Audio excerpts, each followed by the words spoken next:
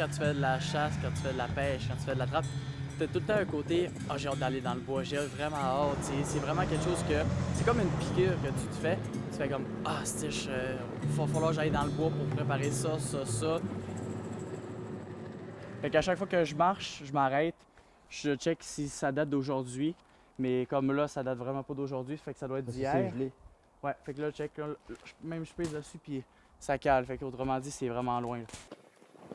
Dans ces moments-là, le plus important, c'est vraiment pas de briser l'écosystème, puis de faire comme si c'était vraiment un passage naturel qu'ils ont. Fait qu'autrement dit, on va placer vraiment des petites branches, puis des choses pour vraiment fermer l'entrée. Fait qu'au final, ce que je veux, là, c'est qu'il y ait mon collet ici, là, avec la bonne hauteur, la bonne grandeur pour, justement, parce que là, c'est des traces de coyotes. Fait qu'on cherche vraiment quelque chose qui va être assez élevé avec la proportion puis qui va être vraiment accroché avec un arbre ou quelque chose qui va être assez gros pour supporter. C'est extrêmement, mais extrêmement rare des personnes qui trappent, surtout à cet âge-là. Tu sais, j'ai 18 ans, puis je connais peut-être une personne vraiment de mon cercle d'amis qui est quand même assez grand. Là.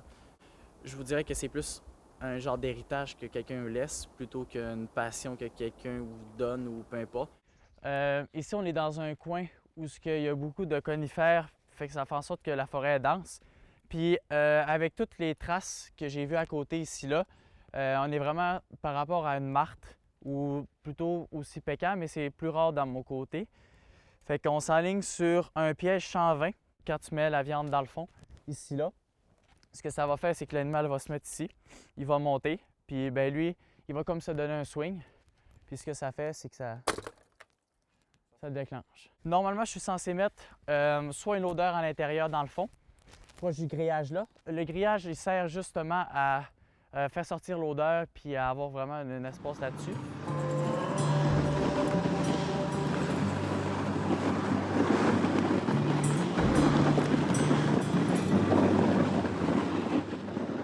Mettons, le métier d'être trappeur, c'est vraiment de gérer son écosystème qui entoure.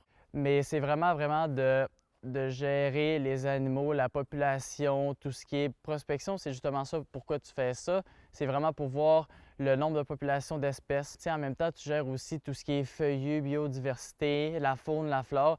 Fait que c'est comme un ensemble, c'est comme un gardien vraiment de la forêt qui garde ça pour que toutes les... il y ait une genre d'éco-responsabilité. Avec le castor, tout ce qui est femelle, tu essaies de ne pas trop trapper ça parce que il peut avoir un mâle pour plusieurs femelles, tandis qu'il ne peut pas avoir une femelle pour plusieurs mâles. Quand tu es trappeur, il faut vraiment que tu penses à ça, là, puis vraiment à être entouré de ton écosystème puis gérer ça. Là. Je m'appelle Evan Poulin-Morel, je viens d'Alma. J'ai présentement 18 ans, puis je suis en gestion de commerce à Jonquière. Vraiment aucun rapport avec la trappe, mais sauf que j'adore tout ce qui est plein air, tout ce qui est sorti dans le bois. C'est quelque chose que tu apprends par toi-même, tu fais des erreurs, tu te corriges, puis tu sais, si veux pas, c'est ça la vie pareil.